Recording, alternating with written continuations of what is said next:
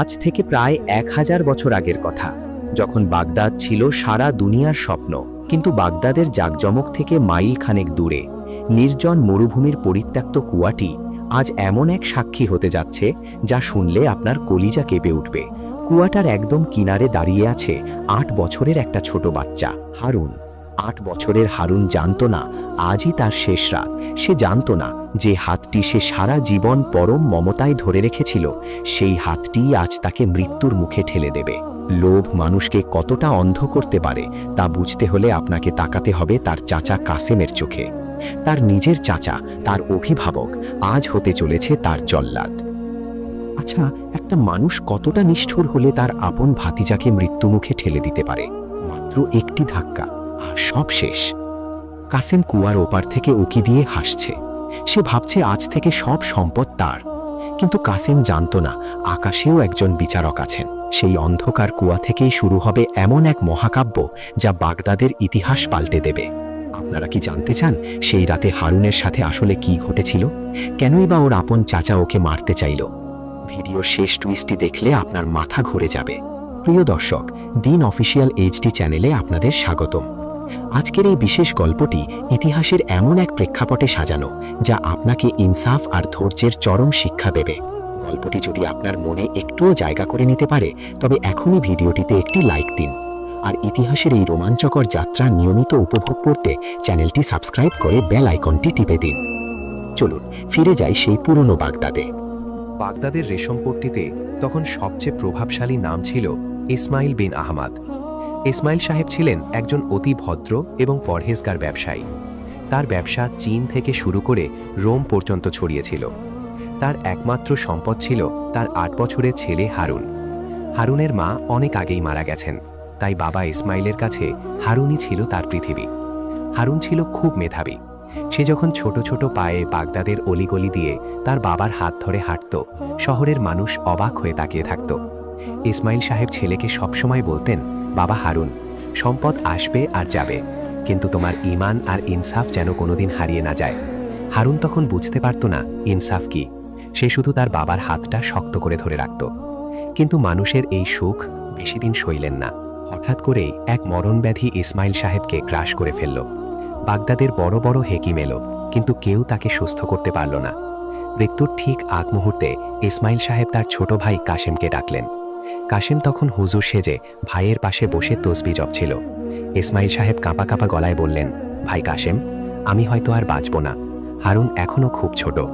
আমার সব সম্পদ আর আমার এই এতিম বাচ্চার দায়িত্ব আজ থেকে তোর হাতে। ওকে মানুষ করার দায়িত্ব তোর। কাশেম হাউমাউ করে কেঁদে উঠল, বলল, ভাই আপনি চিন্তা করবেন না, হারুন আমার নিজের ছেলের চেয়েও বেশি আদরে থাকবে। ইসমাইল সাহেব শান্তিতে চোখ বুজলেন। তিনি জানতেন না তিনি যার হাতে তার কলিজার টুকরোকে দিয়ে গেলেন সেই মানুষটার হৃদয়ে কোনো মায়া নেই, আছে শুধু আগ্নেয়গিরির মতো জ্বলন্ত লোভ। ইসমাইল সাহেবের মৃত্যুর পর প্রথম কয়েক মাস কাশেম খুব ভালো অভিনয় করল। পুরো বাগদাদের মানুষ বলাবলি করত, ইসমাইল সাহেব ঠিকই করেছিলেন, কাশেমের মতো ভাই আর হয় না। কিন্তু পর্দার আড়ালে ঘটনা ছিল অন্যরকম। হারুনকে এখন আর রেশমি বিছানায় ঘুমাতে দেওয়া হয় না, তাকে খাবার দেওয়া হয় সবার শেষে। কাশেম সারাদিন ভাইয়ের রেখে যাওয়া স্বর্ণের মোহর আর রেশম নিয়ে পড়ে থাকে। হঠাৎ একদিন কাসেমের মাথায় একটা কুচিন্তা এলো। সে ভাবল, হারুন বড় হলে তো সব সম্পদ ওরই হয়ে যাবে, আমি তো শুধু ওর মালি হিসাবে আছি। হারুন যদি বড় না হয়, ও যদি এই পৃথিবী থেকেই হারিয়ে যায়, তবেই তো এই 7 রাজার ধন আমার হয়ে যাবে চিরকালের জন্য। এই চিন্তাটাই কাসেমকে পশু বানিয়ে দিল। সে এক অমাবস্যার রাতে হারুনকে ডাকল। হারুন তখন বাবার কথা মনে করে এক কোণায় বসে কাঁদছিল। কাসেম মিষ্টি স্বরে বলল, হারুন বাবা, চলো আজ আমরা একটু বাইরে থেকে ঘুরে আসি। তোমার বাবার এক বন্ধু তোমার জন্য কিছু উপহার পাঠিয়েছেন, সেটা আনতে যেতে হবে। হারুন খুশিতে নেচে উঠল। ও তো জানে না উপহারের বদলে ওর জন্য আজ জম অপেক্ষা করছে। ওরা ঘোড়ার পিঠে চড়ে শহর থেকে অনেক দূরে চলে গেল। বাগদাদের সীমানা পেরিয়ে নির্জন মরুভূমি, চারদিকে কোনো মানুষ নেই, শুধু বাতাসের শোঁ শোঁ শব্দ। হারুন জিজ্ঞেস করল, চাচা আর কত দূর? আমার ভয় লাগছে। কাসেম দাঁত কিরমির করে বলল, ভয় পেও না বাবা, পৌঁছে গেছি। ওরা থামল সেই অভিশপ্ত কুয়ার সামনে। কাসেম মশাল জ্বালিয়ে বলল, এই দেখো কুয়ার ভেতরে কি যেন চকচক করছে। তোমার বাবার সোনাদানা হয়তো এখানেই লুকিয়ে রাখা হয়েছে। নিষ্পাপ হারুন যেই কুয়ার গভীরে উকি দিল, ঠিক তখনই তার প্রিয় চাচা হয়ে উঠল এক সাক্ষাৎ আজরাইল। কাসেমের এক ধাক্কায় হারুনের সব বিশ্বাস চুরমার হয়ে গেল। বাতাস চিরে একটা মরণ চিৎকার উঠল, আর হারুন সেই অভিশপ্ত কুয়ার জমকালো অন্ধকারের অতল গহ্বরে তলিয়ে যেতে থাকল। ওপরে তখন কাসেমের পৈশাচিক হাসি ছাড়া আর কিছুই অবশিষ্ট নেই। হারুন কুয়ার গভীরে পড়ে গেল। কাসেম ওপর থেকে মশালটা কুয়ার ভেতরে ছুড়ে দিল, দেখার জন্য যে বাচ্চাটা মরেছে কিনা। নিচে কোনো শব্দ নেই। কাসেম হাসতে হাসতে বলল, যাক, আপদ বিদায় হলো। হারুন, তোর বাবাকে আমার সালাম জানাস। প্রিয় দর্শক, আপনারা হয়তো ভাবছেন এখানেই গল্প শেষ, হারুন হয়তো মারা গেছে। কিন্তু না, আল্লাহ যাকে রক্ষা করেন তাকে মারার ক্ষমতা কার? কুয়াটা অনেক পুরনো ছিল, আর নিচে জমেছিল অনেক ধুলো আর বালির স্তর। ওপর থেকে হারুন বালির ওপর পড়ার কারণে ওর হাড় ভাঙেনি, কিন্তু ও অজ্ঞান হয়ে গিয়েছিল।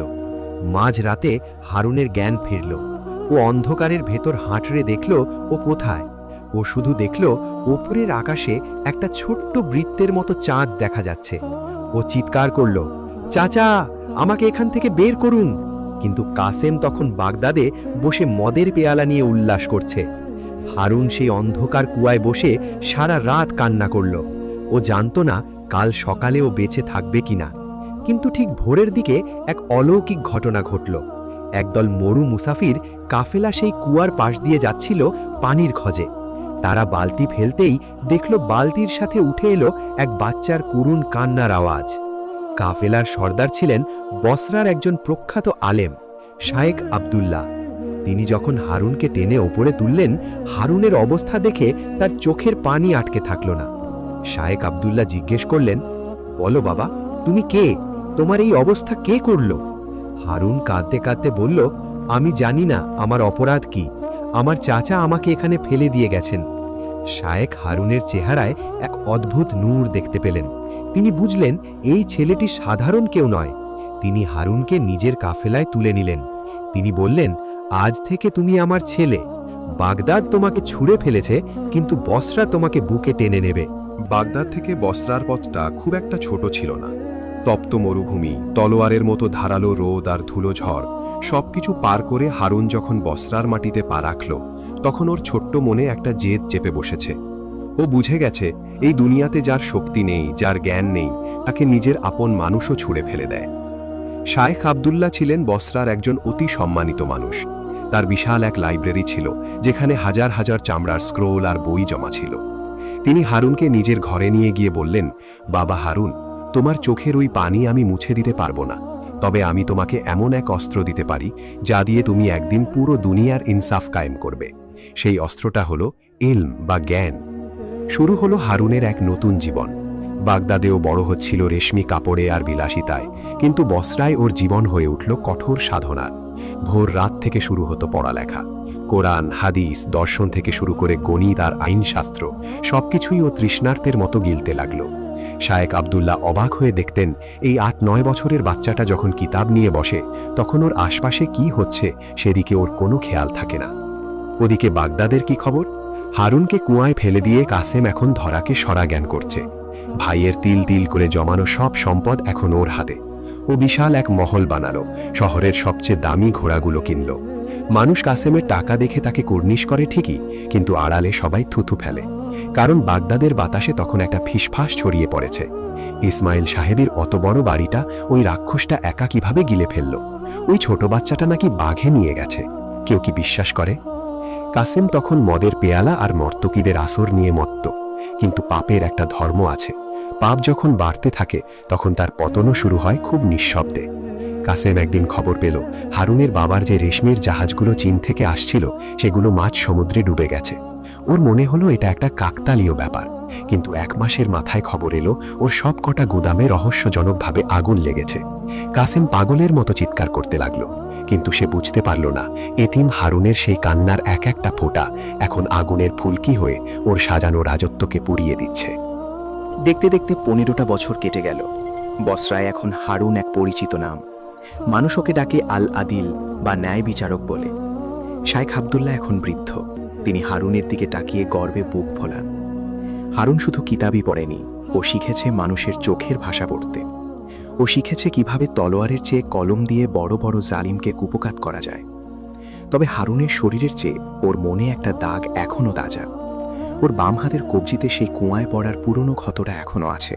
যখনই ওই দাগটা দেখে, ওর চোখের সামনে সেই অন্ধকার কুয়া আর চাচার ধাক্কা দেওয়ার দৃশ্যটা ভেসে ওঠে। তবে হারুন এখন আর কাঁদে না। ওর চোখে এখন শুধু এক অদ্ভুত প্রশান্তি। ও জানে ওর লড়াইটা নিজের জন্য নয়, ওর লড়াইটা ইনসাফের জন্য। শাইখ আব্দুল্লাহ একদিন হারুনকে ডেকে বললেন, হারুন, আমার যা দেওয়ার ছিল সব তোমাকে দিয়েছি। এখন সময় হয়েছে বড় ময়দানে যাওয়ার। বাগদাদের খলিফা একজন নতুন প্রধান কাজী বা জাজ খুঁজছেন। বসরা থেকে তোমার নাম পাঠানো হয়েছে। তুমি কি তৈরি? হারুন কিছুক্ষণ চুপ করে রইল। 15 বছর ও বাগদাদের নাম নেয়নি। আজ সেই শহরের নাম শুনতেই বুকের ভেতরটা কেমন যেন তোলপাড় করে উঠল। ও জানে ওখানে ওর জন্য কি অপেক্ষা করছে। ও জানে ওখানে গেলে ও সেই পুরনো শত্রু কাসেমের মুখোমুখি ওকে হতে হবে। হারুন শান্ত গলায় বলল, জি শাইখ, আমি তৈরি। তবে আমি কাজী হিসেবে নয়, আমি যাব আল্লাহর হুকুম পালন করতে। 15 বছর মানুষের উপর জুলুম করার পর কাসেম আজ নিঃস্ব। ওর শরীর এখন ব্যাধিতে ভরা। যে কাসেম একসময় 100 গোলাম নিয়ে ঘুরত, আজ তাকে এক গ্লাস পানির জন্য কারো দয়া ভিক্ষা করতে হয়। ও ভাবত টাকা ওকে মুক্তি দেবে, কিন্তু টাকা ওকে জেলখানার মতো বন্দি করে ফেলেছে। কাসেম মাঝে মাঝে রাতের বেলা হারুনের চিৎকার শুনতে পায়, চাচা, আমাকে বাঁচান। সে তখন চিৎকার করে ওঠে, ঘরের দেয়ালে মাথা কোটে। ও জানে না হারুন বেঁচে আছে কিনা। ও জানে না আজ বাগদাদের গেট দিয়ে যে বিশাল কাফেলাটা ঢুকছে, তার সামনে সাদা ঘোড়াটায় চড়ে বসা ওই যুবকই সেই এতিম হারুন। পুরো বাগদাদ শহর আজ নতুন প্রধান কাজীকে দেখার জন্য রাস্তার দুপাশে দাঁড়িয়ে গেছে। খলিফার সৈন্যরা রাস্তা পরিষ্কার করছে। হারুন যখন বাগদাদের রাজপথ দিয়ে ঘোড়া ছুটিয়ে যাচ্ছে, ওর পাশ দিয়ে সেই পুরনো রেশম পট্টি, সেই পুরনো বাড়িটা পার হওয়ার সময় ওর চোখের পলকও পড়ল না। ও এখন অনেক ওপরে। ওর গন্তব্য এখন খলিফার দরবার। খলিফা হারুন আল রশিদ সিংহাসনে বসে হারুনের দিকে তাকালেন। তিনি হারুনের মেধা আর জ্ঞানের কথা আগেই শুনেছিলেন, কিন্তু সামনে দাঁড়িয়ে থাকা এই যুবকের ব্যক্তিত্ব দেখে তিনি মোহিত হয়ে গেলেন। খলিফা বললেন, হারুন, বাগদাদ আজ ইনসাফ হারিয়ে ফেলেছে। জালিমরা ধনী হচ্ছে আর মজলুমরা কাঁদছে। তুমি কি পারবে এই শহরকে আবার তার পুরনো গৌরব ফিরিয়ে দিতে? হারুন কুর্নিশ করে মাথা উঁচু করল। ওর চোখে তখন এক অটল বিশ্বাস। ও বলল, আমিরুল মুমিনিন, ইনসাফ কোনো দয়া নয়, এটা মানুষের অধিকার। আল্লাহর হুকুমে আমি কথা দিচ্ছি, এই বাগদাদে আজ থেকে কেউ তার হকের জন্য চোখের পানি ফেলবে না, সে রাজা হোক বা ভিখারি। এই কথা বলার সময় হারুন জানত না কিছুক্ষণ পরেই তার আদালতে প্রথম যে মামলাটি আসবে সেটিই হবে তার জীবনের সবচেয়ে বড় পরীক্ষা। যে মানুষকে সে ঘৃণা করতে শিখেছিল, যে মানুষের কারণে সে এতিম হয়েছিল, সেই মানুষটাই আজ ওর দরবারে হাত জোড় করে দাঁড়াতে বাধ্য হবে। বাগদাদের আকাশ তখন মেঘলা। শহরের মানুষ ভিড় জমিয়েছে আদালতের বাইরে। সবাই আজ নতুন প্রধান কাজী হারুন বিন ইসমাইলের বিচার দেখতে চায়। তার নাম এখন মানুষের মুখে মুখে। শোনা যায় তার কলম যখন চলে তখন সত্য আর মিথ্যার দেওয়াল আলাদা হয়ে যায়। হারুন তার উঁচু আসনে বসে আছেন। তার সামনে খোলা রয়েছে ইনসাফের কিতাব। কিন্তু হারুনের মনের ভেতরে তখন অন্য এক ঝড় চলছে। 15 বছর আগে এই বাগদাদ থেকেই তাকে মরতে পাঠানো হয়েছিল। আজ সেই বাগদাদি ওর পায়ের নিচে লুটিয়ে পড়তে চাইছে। তবে হারুন নিজেকে শক্ত করে ধরে রেখেছেন। তিনি আজ এখানে প্রতিশোধ নিতে আসেননি, তিনি এসেছেন ইনসাফ কায়েম করতে। হঠাৎ হলের ভেতর শোরগোল পড়ে গেল।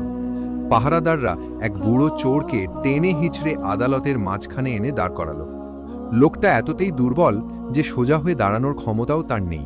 সে থরথর করে কাঁপছে আর নিচু স্বরে বলছে, আমাকে মারবেন না, আমি শুধু এক মুঠো খেজুর নিয়েছিলাম, আমি খুব ক্ষুধার্ত হুজুর। হারুন নিচু হয়ে ওই বৃদ্ধ মানুষটার দিকে তাকালেন। হলঘরের সেই তির্যক আলোটা যখন বৃদ্ধের ওপর পড়ল, হারুনের সারা শরীর মুহূর্তের জন্য হিম হয়ে গেল। তার কবজির সেই পুরনো ক্ষতটা যেন আবার নতুন করে দাউ দাউ করে জ্বলে উঠল। সামনে কুকড়ে পড়ে থাকা এই জরাজীর্ণ ভিখারি আর কেউ নয়, এ হলো সেই কাসেম, তার আপন চাচা, যে মানুষটা একসময় বাগদাদের রেশম পট্টি কাঁপিয়ে বেড়াত, যার দাপটে মানুষ কথা বলতে ভয় পেত। আজ সে একমুঠো খাবারের জন্য চোরের অপবাদ নিয়ে ইনসাফের কাঠগড়ায় দাঁড়িয়ে আছে। 15 বছর আগে কাসেমের যে হাত হারুনকে কুয়ায় ফেলে দিয়েছিল, আজ সেই হাত দুটো ভিক্ষার জন্য হারুনের দিকেই প্রসারিত হয়েছে। পুরো আদালত শান্ত। কাসেম কিন্তু এখনো হারুনকে চিনতে পারেনি। সে তো জানেই না হারুন বেঁচে আছে। তার কাছে সামনের এই তেজদীপ্ত যুবক বিচারক শুধুই একজন ক্ষমতাধর ব্যক্তি, যার এক ইশারায় তার কল্লা কাটা যেতে পারে। হারুন তার গম্ভীর কণ্ঠে প্রশ্ন করলেন, আপনার নাম কি? বৃদ্ধ কাসেম মাটিতে কপাল ঠেকিয়ে কাঁদতে কাঁদতে বলল, হুজুর, আমার নাম কাসেম। একসময় আমি অনেক বড় মানুষ ছিলাম। আমার ভাই ইসমাইল আমাকে বিশ্বাস করে তার সব কিছু দিয়ে গিয়েছিল, কিন্তু আমি শয়তানের ধোকায় পড়ে সব নষ্ট করেছি হুজুর। আমার পাপের শাস্তি দুনিয়াতেই শুরু হয়ে গেছে। হারুনের বুকের ভেতরটা ভেঙে চুরমার হয়ে যাচ্ছিল। তিনি নিজেকে সামলে নিয়ে আবার জিজ্ঞেস করলেন, আপনি কেন চুরি করেছেন? আপনি কি জানেন না বাগদাদে এখন এতিম আর ভিখারিদের জন্য বায়তুল মাল থেকে খাবারের ব্যবস্থা আছে? কাসেম ফুঁপিয়ে উঠে বলল, জানি হুজুর, কিন্তু আমি আমার ভাই ইসমাইলের ওই এতিম বাচ্চার সাথে যা করেছি, তারপর ওই পবিত্র খাবার মুখে দেওয়ার হিম্মত আমার নেই। আমি আল্লাহর কাছে ক্ষমা চেয়ে চেয়ে রাস্তার ধুলো খেয়ে বেঁচে আছি। আমি শুধু মরার আগে ওই বাচ্চাটার কাছে একবার ক্ষমা চাইতে চাই হুজুর। কিন্তু ও তো আর বেঁচে নেই। বিচারকের আসনে বসে কাসেমকে চাবুক মারা বা জেলে পাঠানো অনেক সহজ ছিল। হারুন চাইলে আজ তার সব কষ্টের প্রতিশোধ নিতে পারতেন, কিন্তু হারুন মনে মনে তার গুরু শায়েখ আবদুল্লাহর সেই কথাগুলো আওড়াচ্ছিলেন, যে প্রতিশোধ নিতে পারে কিন্তু ক্ষমা করে দেয়, আল্লাহ তাকে আরশের নিচে ছায়া দেবেন। হারুন নিচু হয়ে কাসেমের 2 হাত ধরলেন। কাসেম অবাক হয়ে ওপরের দিকে তাকালো। সে দেখল কাজীর চোখে পানি। হারুন তার বাম হাতের হাতাটা গুটিয়ে সেই পুরনো ক্ষতটা দেখালেন। হারুন খুব নিচু স্বরে বললেন, চাচা, ভালো করে দেখুন তো, আপনি কি এই ক্ষতটা চিনতে পারছেন? আজ থেকে 15 বছর আগে মরুভূমির সেই কুয়ায় পড়ার সময় এই পাথরটা আমার মাংস ছেড়ে দিয়েছিল। আমি সেই এতিম হারুন, যাকে আপনি আল্লাহর হাওয়ালায় মরতে ছেড়ে এসেছিলেন। আদালতের প্রতিটি মানুষের চোখ তখন ভিজে গেছে। সবাই ভাবল হারুন হয়তো এখনই জল্লাদকে ডাকবেন, কিন্তু বাগদাদের ইতিহাসে আজ এক নতুন অধ্যায় লেখা হতে যাচ্ছিল। হারুন তার চাচাকে জড়িয়ে ধরে ওপরে তুললেন। তিনি বললেন, চাচা, আপনি আমার সাথে যা করেছেন তা আল্লাহর সাথে আপনার হিসাব। আমি হারুন আজ আপনাকে শুধু ক্ষমা নয়, বরং আমার বাবার সম্পদের যা কিছু এখনো অবশিষ্ট আছে তার সবটুকু আপনাকে ফিরিয়ে দিচ্ছি। কারণ আপনি কুয়ায় না ফেললে আমি কোনোদিন নিজেকে চিনতে পারতাম না। আমি আজ কাজী হারুন হতে পারতাম না। কাসেম আর কথা বলতে পারছিল না। সে শুধু হারুনের বুকে মাথা রেখে অঝরে কাঁদতে লাগল। এটাই ছিল কাসেমের জন্য পৃথিবীর সবচেয়ে বড় শাস্তি, ক্ষমার শাস্তি। কারণ চাবুকের আঘাত পিঠে সওয়া যায়, কিন্তু এতিমের ক্ষমার আঘাত হৃদয়ে সওয়া যায় না। বাগদাদ শহর আজ এক নতুন আলোয় ভরে উঠেছে। হারুন প্রমাণ করেছেন যে ইনসাফ মানে শুধু জেল বা ফাঁসি নয়, ইনসাফ মানে মৃত বিবেককে জাগিয়ে তোলা। কাসেম তার বাকি জীবনটা হারুনের সাথে সেই মহলেই কাটালেন, তবে মালিক হিসাবে নয়, হারুনের সেবক হিসাবে। গল্পটা এখানেই শেষ হতে পারত, কিন্তু না। হারুন যখন বাগদাদের প্রধান কাজী হলেন, তার সামনে এলো এক বিশাল ষড়যন্ত্র। বাগদাদের সেই আদালতে হারুন তার চাচাকে ক্ষমা করে দিয়েছিলেন ঠিকই, কিন্তু খলিফার দরবারে একটা চাপা উত্তেজনা বিরাজ করছিল। মানুষের ক্ষমা পাওয়া সহজ, কিন্তু ক্ষমতা যখন অন্ধ হয়ে যায় তখন সে কাউকেই বিশ্বাস করতে চায় না। হারুনের এই অভাবনীয় ন্যায় বিচার আর জনপ্রিয়তা খলিফার দরবারের কিছু উঁচু পদের মানুষের রাতের ঘুম কেড়ে নিয়েছিল, বিশেষ করে উজির মনসুর। এই মনসুর ছিলেন খলিফার সবচেয়ে কাছের মানুষ, কিন্তু তার হৃদয়ে ছিল বিষ। তিনি ভাবলেন, বসরা থেকে আসা এই সাধারণ যুবক যদি এভাবে মানুষের মন জয় করতে থাকে, তাহলে তো আমার গদি নড়বড়ে হয়ে যাবে। মনসুর জানতেন হারুনকে সহজে দমানো যাবে না, তাই তিনি হারুনের অতীতের ফাইল ঘাঁটতে শুরু করলেন। আর তখনই তিনি এমন এক সত্যের সন্ধান পেলেন যা হারুন নিজেও জানতেন না। 15 বছর আগে ইসমাইল বিন আহমাদের মৃত্যু কি সত্যি শুধু অসুস্থতায় হয়েছিল, নাকি এর পেছনে ছিল অন্য কোনো রহস্য? উজির মনসুর তার এক অনুচরকে ডেকে বললেন, কাসেমকে ধরো, ওই ভিখারি বুড়োটাই হবে আমাদের তলোয়ার। ওকে এমন এক কথা বলতে বাধ্য করো যা হারুনের পায়ের নিচের মাটি সরিয়ে দেবে। উজির মনসুর খলিফার সামনে দাঁড়িয়ে চড়া গলায় বললেন, আমিরুল মুমিনিন, এই যে তরুণ কাজী হারুন, যাকে আপনি ইনসাফের প্রতীক মনে করছেন, সে আসলে এক খুনিকে আশ্রয় দিচ্ছে। এই কাসেম শুধু চোর নয়, ও ইসমাইল বিন আহমাদকে বিষ খাইয়ে হত্যা করেছিল টাকার লোভে, আর হারুন সেটা জেনেও নিজের রক্তকে বাঁচাতে ক্ষমতার অপব্যবহার করছে। পুরো দরবার স্তব্ধ হয়ে গেল। হারুনের চেহারা ফ্যাকাশে হয়ে গেল। তিনি কাসেমের দিকে তাকালেন। কাসেমের শরীর কাঁপছে, সে শুধু মাথা নিচু করে ফুপিয়ে কাঁদছে। খলিফা গর্জন করে বললেন, হারুন, এ কি সত্যি? তুমি কি ইনসাফের চেয়ারে বসে স্বজনপ্রীতি করছো? কাসেম কি সত্যি তোমার বাবাকে হত্যা করেছে? হারুন তার চাচার চোখের দিকে তাকালেন। তিনি দেখলেন কাসেমের চোখে অপরাধ বোধ আছে, কিন্তু খুনের কোনো হিংস্রতা নেই। হারুন শান্ত গলায় বললেন, চাচা, আজ আল্লাহর কসম খেয়ে বলুন, আমার বাবা কিভাবে মারা গিয়েছিলেন? আপনার এই নীরবতা আমাকে শুধু নয়, ইনসাফকেও অপমান করছে। কাসেম চিৎকার দিয়ে কেঁদে উঠলেন। তিনি বললেন, না হারুন, আমি তোকে কুয়ায় ফেলেছিলাম সত্য, কিন্তু তোর বাবাকে মারার ক্ষমতা আমার ছিল না। ইসমাইলকে বিষ দিয়েছিল অন্য কেউ। আমি শুধু সেই বিষের শিশিটা ওনার ঘরে রেখে আসার জন্য টাকা নিয়েছিলাম। আমি জানতাম না ওটা বিষ ছিল, আমাকে বলা হয়েছিল ওটা ওষুধ। হারুন বললেন, চাচা, কে দিয়েছিল আপনাকে সেই টাকা? কে দিয়েছিল সেই শিশি? কাসেম কাপা কাপা আঙুলের দরবারের ঠিক মাঝখানে দাঁড়িয়ে থাকা উজির মনসুরের দিকে ইশারা করলেন। পুরো মজলিস যেন আগ্নেয়গিরির মতো ফেটে উঠল। মনসুর চিৎকার করে উঠলেন, মিথ্যা কথা, এই ভিখারি মিথ্যা বলছে। কিন্তু হারুন তখন খলিফার দিকে তাকিয়ে বললেন, জাহাপনা, আমি গত 3 দিন ধরে আমার বাবার পুরনো ডায়েরি আর বসরার শায়েক আবদুল্লার দেওয়া কিছু তথ্য বিশ্লেষণ করছিলাম। আমার বাবা বাগদাদের সিল্ক ট্রেডের একচেটিয়া মালিক ছিলেন, যা উজির মনসুর নিজের দখলে নিতে চেয়েছিলেন। চাচা কাসেম ছিলেন কেবল এক দাবার ঘুঁটি। আসল বিষ তো ঢেলেছিল ওই মানুষটা, যে আজ আপনার পাশে দাঁড়িয়ে ইনসাফের বড় বড় বুলি দিচ্ছে। সত্য কখনো চাপা থাকে না। মনসুর যখন দেখলেন সব পথ বন্ধ, তখন তিনি খলিফার পায়ে পড়ে ক্ষমা চাইলেন। কিন্তু খলিফা ছিলেন ন্যায়ের প্রতীক। তিনি মনসুরকে আমৃত্যু কারাদণ্ডের আদেশ দিলেন, আর কাসেমকে তার পাপের প্রায়শ্চিত্ত হিসাবে বাগদাদের এতিমখানার খাদেম হিসাবে নিয়োগ করা হলো, যেন তিনি সারা জীবন এতিমদের সেবা করে নিজের ভুল শোধরাতে পারেন। খলিফা হারুনকে কাছে ডাকলেন। তিনি নিজের মাথার পাগড়ি খুলে হারুনকে পরালেন। তিনি বললেন, হারুন, আজ থেকে তুমি শুধু বাগদাদের কাজী নও, তুমি হলে ইনসাফের জিন্দা মিসাল, জীবন্ত উদাহরণ। তোমার বাবা আজ বেঁচে থাকলে তোমার জন্য গর্ব করতেন। সূর্য ডুবে যাচ্ছে বাগদাদের দিগন্তে। হারুন আজ মুক্ত। তার বাবার হত্যার বিচার হয়েছে, চাচার অন্তরে অনুশোচনা এসেছে। তিনি বুঝতে পারলেন জীবনটা আসলে একটা মস্ত বড় আয়না। এখানে আপনি যা করবেন ঠিক সেটাই আপনার কাছে ফিরে আসবে। মানুষ হয়তো কাউকে কুয়ায় ফেলে দিতে পারে, কিন্তু আল্লাহ চাইলে সেই কুয়া থেকেই তার রাজপ্রাসাদের পথ তৈরি করে দেন। হারুন আজ বাগদাদের শ্রেষ্ঠ বিচারক। তার কাছে কোনো রাজা নেই, কোনো ভিখারি নেই, তার কাছে আছে শুধু ইনসাফ। বন্ধুরা, বাগদাদের এই গল্পটি আমাদের শেখায় যে সত্যের জয় হতে দেরি হতে পারে, কিন্তু সেই জয় অনিবার্য। আপনার জীবনেও যদি কোনো অন্ধকার সময় আসে, তবে হারুনের মতো ধৈর্য ধরুন, কারণ অন্ধকারের পরেই আসে সবচেয়ে উজ্জ্বল সেই ভোর। গল্পটি কেমন লাগলো? হারুনের এই বিচার কি সঠিক ছিল? কমেন্ট করে আমাদের জানান। আর আমাদের এই ঐতিহাসিক যাত্রা বজায় রাখতে লাইক ও শেয়ার করুন। দেখা হবে নতুন কোনো গল্পে। ততক্ষণ আল্লাহর হেফাজতে থাকুন। আসসালামু আলাইকুম।